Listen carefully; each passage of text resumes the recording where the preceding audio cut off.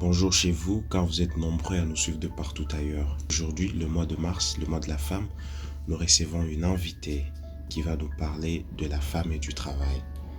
C'est une femme, auteure, styliste, essayiste, chroniqueuse, photographe professionnelle et une experte en communication.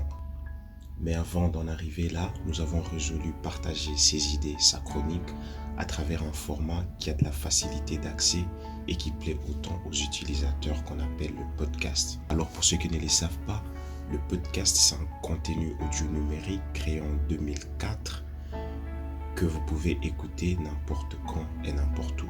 Alors sans plus tarder, je vais prendre notre invité d'aujourd'hui. Bonjour Rachel. Bonjour.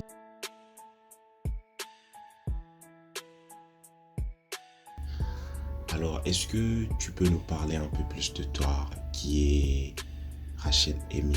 Qui est-elle? Disons que déjà, je pense que tu as pu le faire dans ton introduction, mais si je devais le refaire, je dirais que je suis auteure, je suis une réalisatrice, je suis designer, je suis photographe par moment, mais par-dessus tout, je veux dire à temps plein, je suis expert en journalisme et communication. Voilà, c'est un peu ce que je suis.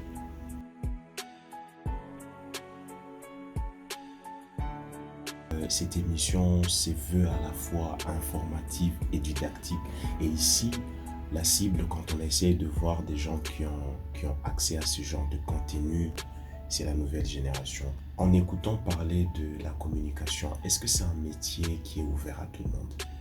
Et y a-t-il certains atouts dont une personne devait avoir en priori pour réussir dans ce métier?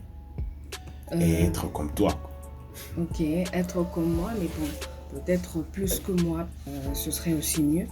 Disons que la communication, déjà, je dirais que oui et non. Elle est ouverte à tous, oui et non. Parce que tout le monde peut communiquer, mais il ne suffit pas de communiquer, mais il faut, en plus de communiquer, il faut se faire entendre, il faut se faire comprendre. Et donc, oui, dans le sens où il est dit qu'on ne peut pas ne pas communiquer.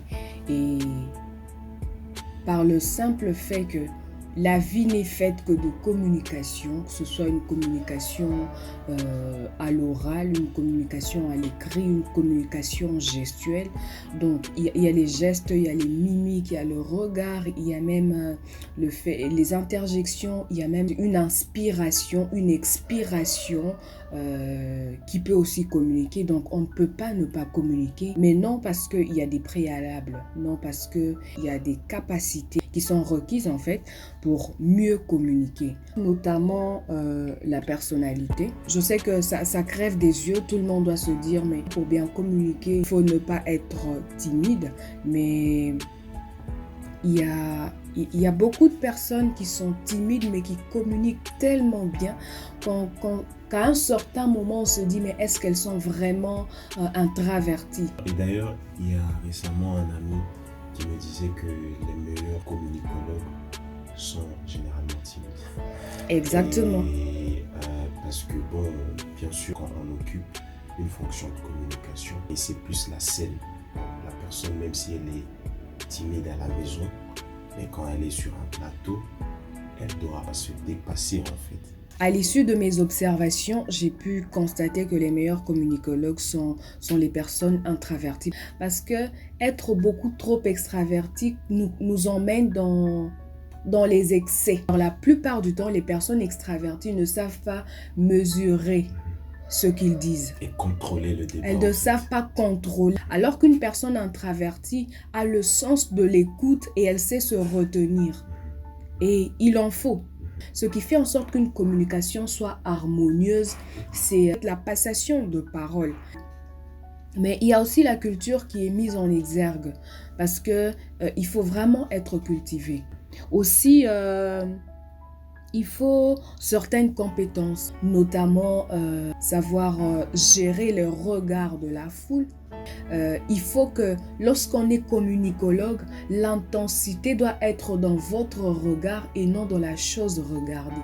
Ça veut dire que lorsque vous vous retrouvez en face d'un public en train de communiquer, si c'est en présentiel, en face d'un public, c'est le public qui doit être émerveillé par votre personne et par ce que vous dites, et non vous que vous puissiez être émerveillé par l'aspect du public. Et c'est ça la clé, c'est ça la clé en fait de la réussite en communication. Et non, exactement, et non que vous soyez en train de vous douter de ce qu'ils peuvent penser de vous. Mais après ça, il y a la rétroaction. Une communication sans rétroaction est une communication qui est échouée. Elle est bâclée, le feedback. Alors à part ça, il y a aussi le contenu et la relation. Vous pouvez vous retrouver dans un restaurant. Vous allez voir la manière dont ils parlent. Vous allez voir la distance qui les sépare quand ils sont en train de parler. Vous allez voir la fréquence de prise de parole. Essentiellement, ça c'est pour la communication interpersonnelle. Et donc tout ça, ça nous aide à mieux communiquer et à comprendre comment les choses se passent dans la communication.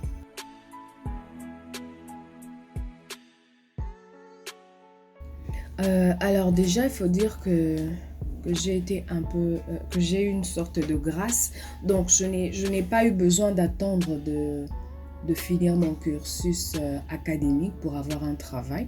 Donc, pour mon tout premier travail, je pense que j'étais en 2e année de graduat.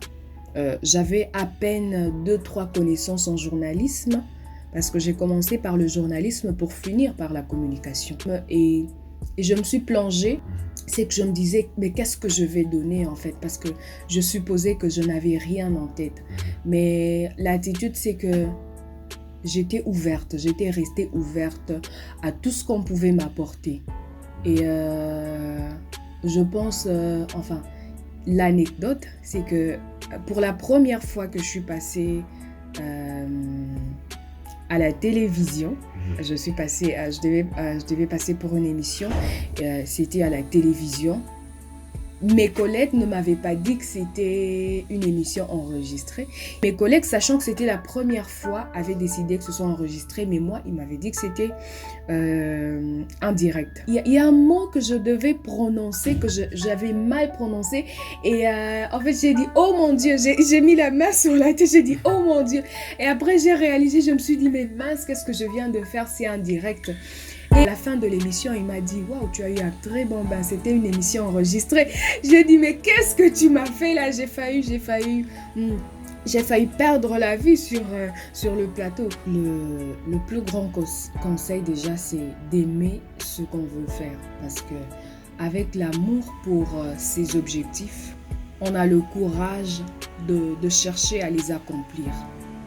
Mais deuxièmement, il faut, pour ceux qui sont intéressés par le domaine de la communication, il faut faire en sorte que vos faiblesses soient une source de motivation.